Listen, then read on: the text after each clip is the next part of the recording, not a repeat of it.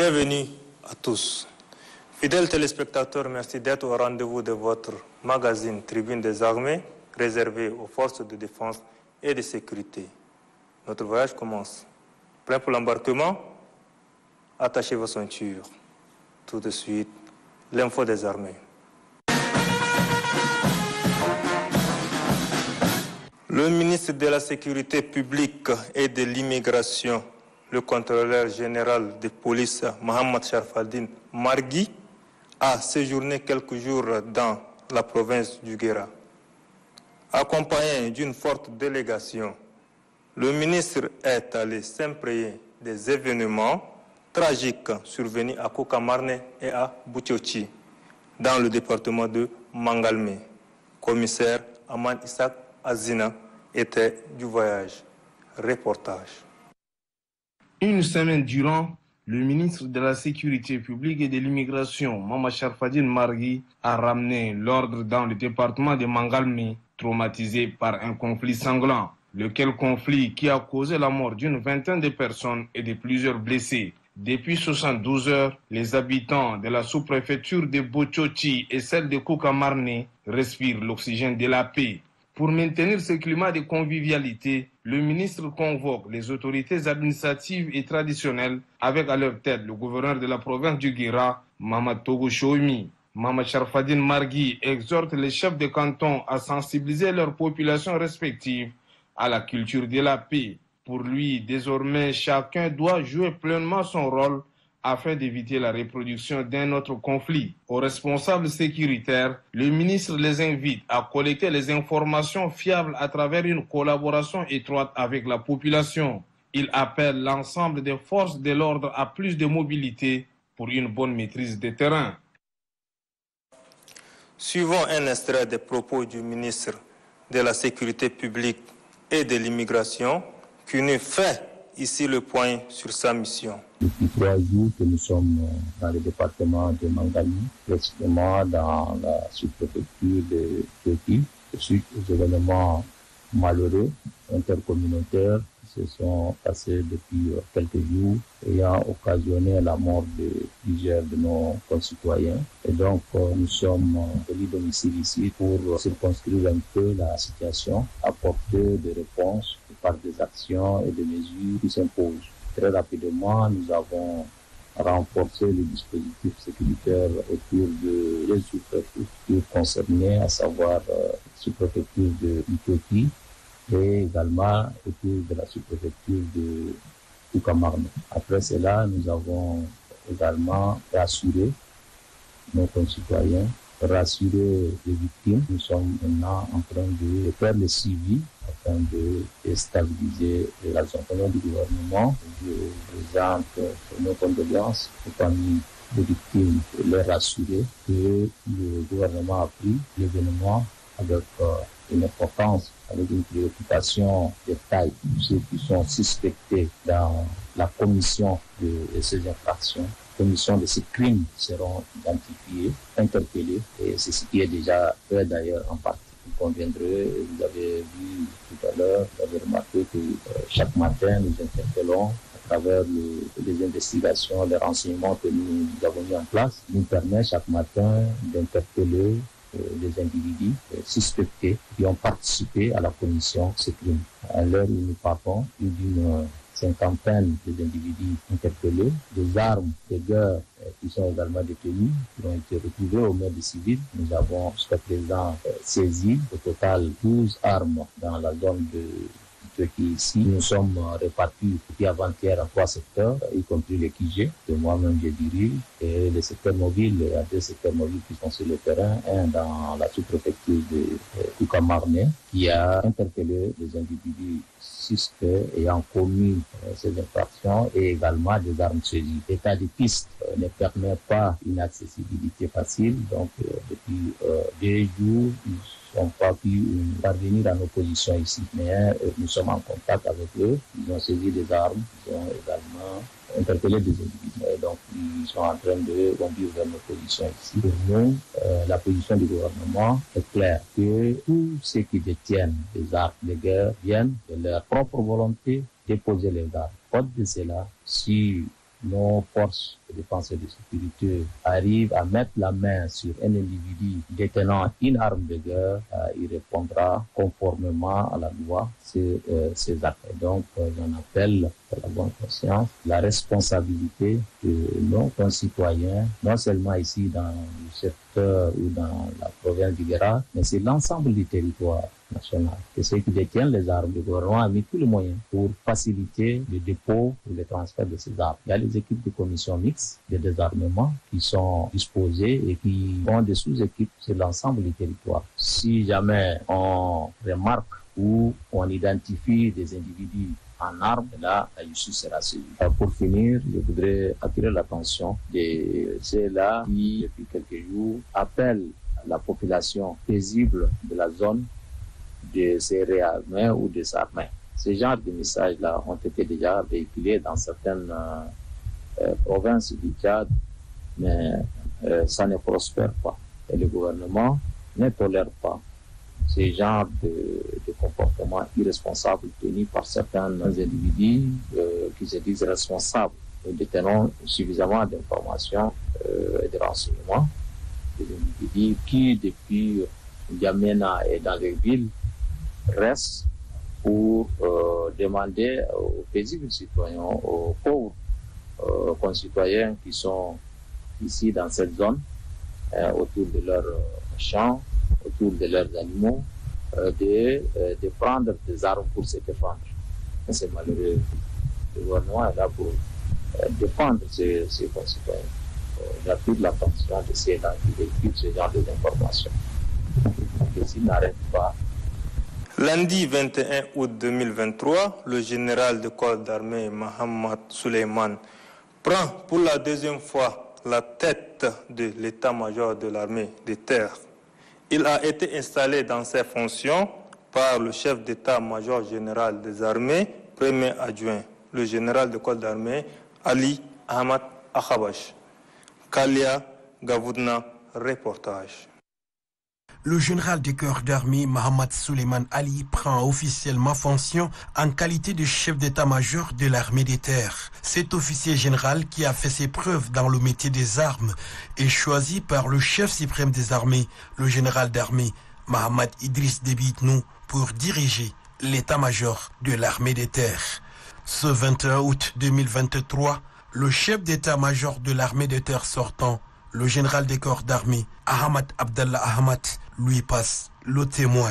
C'est en présence des responsables des formations militaires que le chef d'état-major général des armées, premier adjoint, le général des corps d'armée, Ali Ahmad Akhabash, installe le nouveau chef d'état-major de l'armée des terres dans ses nouvelles fonctions.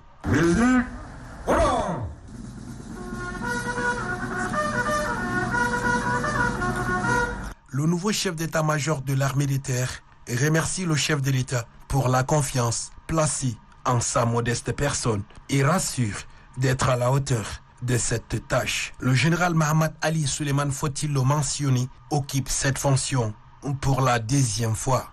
Il a également effectué plusieurs missions dans le cadre du maintien de la paix, notamment en République centrafricaine et au Congo-Kinshasa. Il fut aussi membre du Conseil militaire de transition.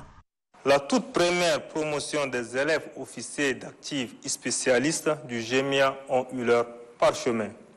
C'est au cours d'une cérémonie présidée par le chef d'état-major général des armées, premier adjoint, le général de corps d'armée Ali Ahmad Akhabash. Al-Hajj Mohamed Suleiman nous en dit plus dans ce reportage. Suivez. Les élèves officiers d'actifs de la première promotion des officiers spécialistes du groupement des écoles militaires interarmées sont arrivés au terme de leur formation. Ils sont au total 102 lauréats, dont 12 femmes, à recevoir leur parchemin. Ils ont obtenu le brevet de préparation militaire supérieure. Ces élèves officiers sont spécialisés dans divers domaines. Les lauréats sont entre autres des magistrats, des greffiers et des ingénieurs. Des temps forts ont marqué cette cérémonie. La mise en place de l'étendard et le passage des troupes en revue. Vous voici arrivés à la fin de votre formation. Je vous demande d'être fiers car cette formation vous permet désormais de commander efficacement et respecter votre déontologie professionnelle du corps technique qui est synonyme de votre serment. Le chef d'état-major général des armées, premier adjoint, a insisté sur la responsabilité des récipiendaires. Officiers et spécialistes, qu'il me plaise de vous rappeler que le drapeau bleu, or et rouge est le symbole de la République et de l'unité nationale. Vous avez l'obligation de le défendre en tout temps et en tout lieu. Cette première promotion des élèves officiers d'actifs des officiers spécialistes du JIMIA est baptisée Général Béchir Ali Hagar.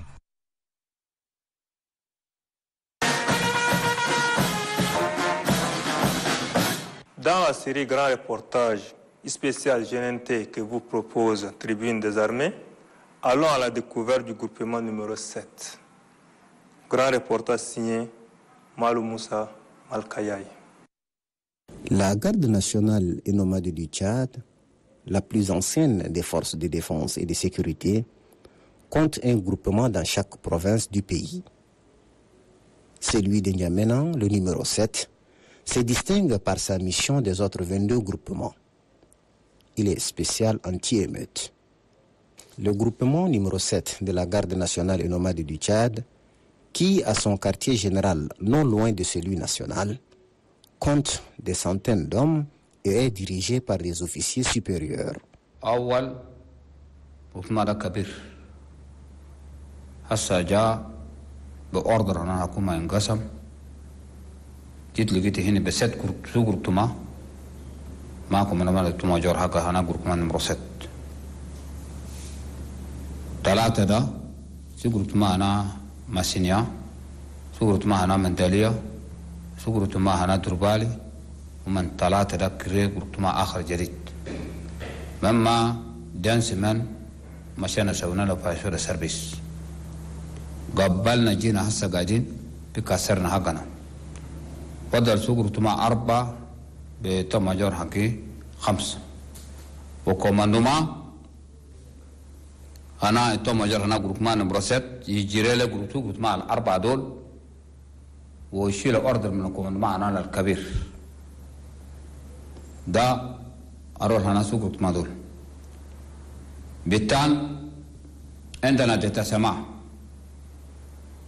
في بنك وفي سوسيتي شركة دول وفي تال أنا نجمعنا كبار دقاق دونك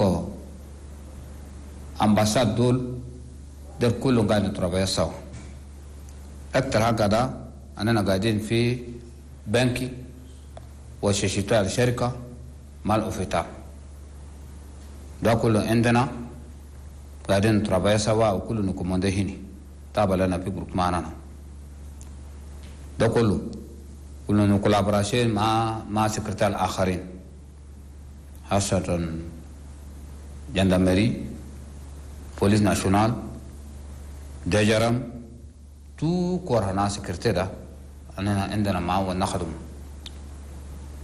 وعندنا كراسو هنا سكتر في كابيتال مكس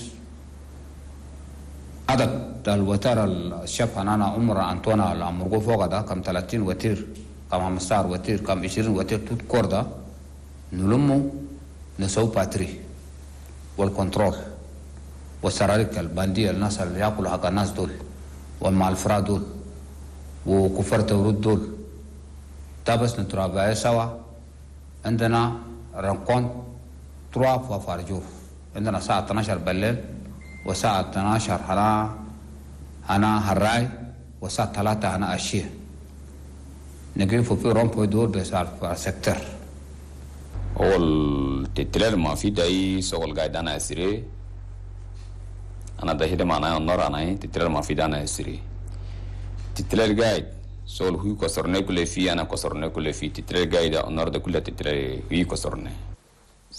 Le chef d'état-major, c'est le bureau central. En cas de dossier en provenance d'où ça passe au secrétariat, et le secrétariat ramène directement au chef d'état-major. Le chef d'état-major revoit ce document et renvoie directement au commandant du groupement pour lecture et la décision. Le chef d'état-major est le moteur du groupement. Divisé en 4 sous-groupements, le groupement numéro 7 de la garde nationale et nomade du Tchad a joué et joue un rôle majeur dans le maintien de la sécurité dans la ville de N'Djamena et ses environs. Le sous-groupement central contribue avec les autres forces de sécurité intérieure dans les contrôles et pacifications de la ville. Le sous-groupement anti-émeute intervient quant à lui lors des manifestations pour stopper les débordements et autres actes d'incivisme. Le sous-groupement d'intervention rapide, sa mission, comme son nom l'indique, est paré et toujours prompte pour apporter quiétude à la population. Le dernier et non des moindres, le sous-groupement fluvial, qui, tout le long des fleuves Logon et Chari, sécurise les personnes et leurs biens.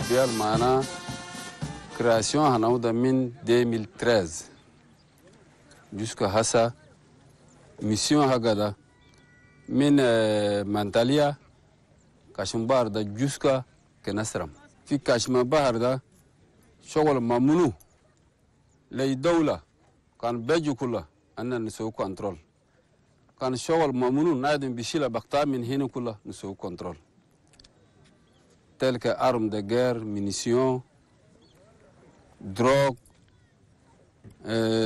Boko Haram, Homa Dol Dakulo, Anna Gaini sous contrôle, sous groupement filial. Yawasa Airboral Tishubuda, Filel, Achie, Fojir Kulo, Askalasa Tishubu, Be Armana Wagafin, that Beteni Anam Illa Batru Lubal Almi, Kashma Bar, Berigilen Kula Yuroho, Wo Motat Kula Indina. من هنا جوسكا جيته جوسكا مانداليا كاشما باردا كله أنينا قاعدين شغل يعني أنا شفناك أود من دولة كشفنا في كاشما بار نخليه يندسوا كل ما فيه ونخليه أكتر كل ما اللي جناده إلا نكربه بس سوغر بما 32 فيليفيال جننته أنت 6 كومباني واحدة جاي في جيته da poste avancé fi Gete. Compagnie waida fi Farsha laboratoire. Compagnie waida fi Ngeli. Talata. Compagnie waida fi Pont Chagwa. Compagnie waida ga fi Mara. Compagnie waida fi Hadide. Donc ay compagnie enda élément hanaw ay compagnie enda zone hanaw fi zone hanaw da yurukh fi lel wa haray. أولاً دولة ده شغل حلو كوبولاسيون كله شغل حلو خاص مش الآننا الأسكر ده صوبات القاعد نلقوه في سكرتيه في الدول برا وفي الداخل ده أكثر من كتير شعب ما يعرفوا لكن كما تيب ما موت ما كسر ما ودوك في آخر خدم بمرسنال سواج جدا قدر شغل الدولة ده ميم ده ما بتعرف الكوفلاسيون هنا تشات كوفلاسيون عندهم صبر كوفلاسيون يعملوا الجوع كوفلاسيون يعملوا العطش كوفلاسيون يعملوا أي شغل غير دول صوبات دول همام البيجا ده كتير ربنا كه كريتيان تي مسلمة هنانا كي الله يجيب عافي من خروبات من هم آخرين ده كله الله يجيب عننا الأسكر ده كله عافي في راسنا كفل شو هنانا جاتنا الله يجيب لنا عافي. Honneur et patrie, devise de la garde nationale et nomade du Tchad, le groupement numéro 7, spécial anti-émeute d'Injamena, le prouve chaque jour par son engagement. Il est visible et actif partout où ses compères des forces de sécurité intérieure interviennent.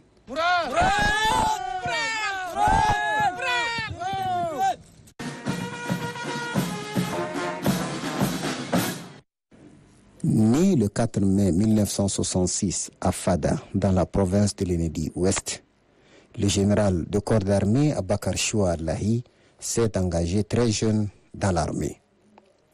Titulaire d'un brevet commando, d'un brevet parachutiste et d'un BA1 et BA2 à Koundoul, il a été promu dès 1996 au grade de chef de bataillon. 1998, le grade de lieutenant-colonel, puis devient colonel en 2000. Il obtient le grade de général de brigade en 2007 et récemment général de corps d'armée en 2023 à titre exceptionnel. Le général Abakar Choua Allahi occupa plusieurs postes de responsabilité. Dès 1995, il était le commandant du centre d'instruction GNNT de Moussoro. En 2003, il devient comme GR deuxième adjoint. 2007, coordonnateur général des centres d'instruction du Tchad. De 2013 à 2017, il devint commandant de zone numéro 4 Kanem-Lac, numéro 5 SAR, numéro 7 Faya. En 2017, il devient commandant du groupement des écoles militaires interarmées adjoint, puis, la même année, conseiller à la DGCU. En 2020, il devient conseiller chargé des missions au ministère de la Défense nationale. Et depuis 2021, il est commandant la garde nationale et nomade du Tchad. Le général de corps d'armée Abakar Choua Allahi est marié et père de plusieurs enfants. Fidèles téléspectateurs, c'est ainsi que le train de votre magazine Tribune des Armées rentre en gare. Rendez-vous très bientôt pour un autre numéro. Restez sur Télé Tchad, le programme continue. Bonsoir.